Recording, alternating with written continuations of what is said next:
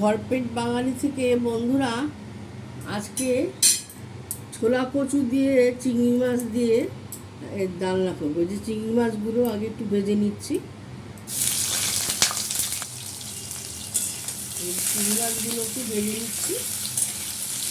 তারপরে এই যে ছোলা কচু আর আলু দিয়ে একটা ডালনা বানাবো। কচুর তরকারি চিংড়ি মাছ দিয়ে খুব ভালো লাগে।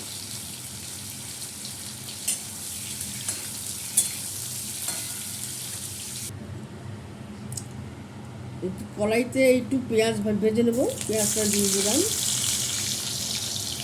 জিরে তেজপাতা ফোড়নে দিয়ে দিলাম,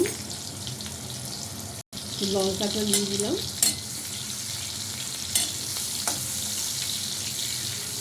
পেঁয়াজ দিলে পেঁয়াজের একটা সুন্দর গন্ধ হয় পেঁয়াজ ভাজা।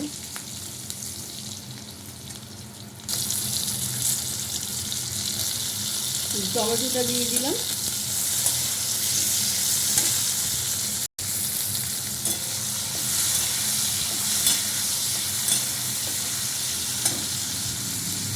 কচু আর আলু, এই যে ছোলা কচু আর এই যে আলু একসাথে ভাপিয়ে নিয়েছি।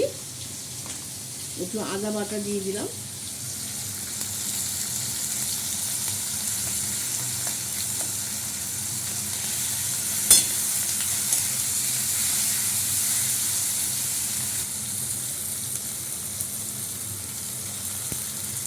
ডাটি কচুগুলো দিয়ে দিচ্ছি। একটু ভাপিয়ে রেখেছিলাম ডাটি কচুগুলো, এর মধ্যে দিয়ে দিলাম।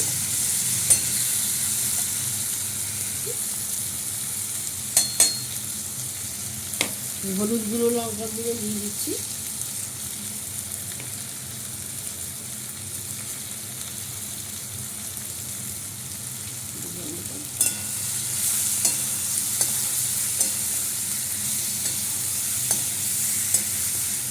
মশলা যত ভালো কষানো হবে তত খেতে ভালো হবে। মশলা কষানো ভালো না হলে হবে না।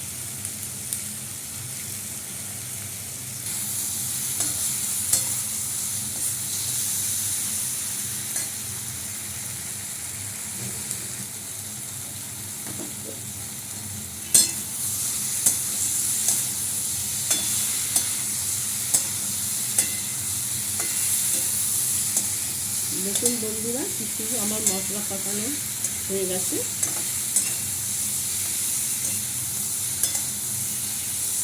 একটু জল দিয়ে দেবো।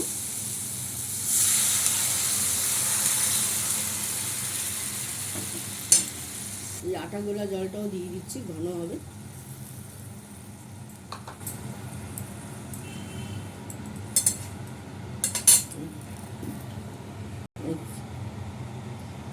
চিংড়ি মাছগুলো দিয়ে দিলাম পুটু ঝোলের মধ্যে।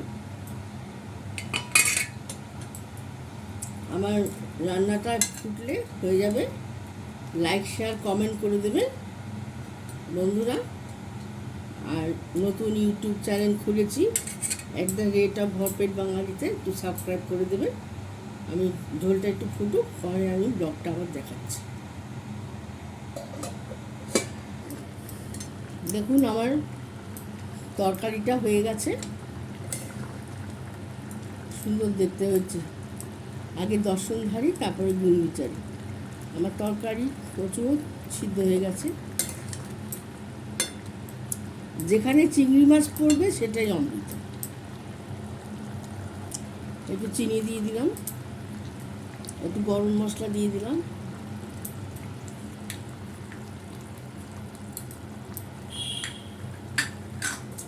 তরকারিটা আমার হয়ে গেছে। ব্লগটা আমি এখানে শেষ করলাম।